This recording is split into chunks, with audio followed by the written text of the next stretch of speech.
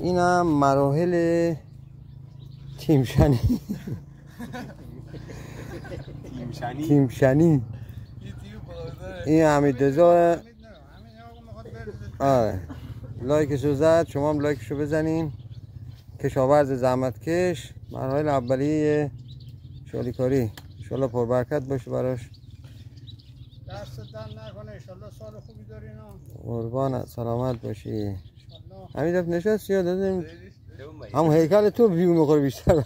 یعنی چی بلش کن. همسر اینو بذاری یک دم میگم یک جمعونم گایا میکنم. اینم دبیر محترم آقای سراتی مخلصی. شکریم.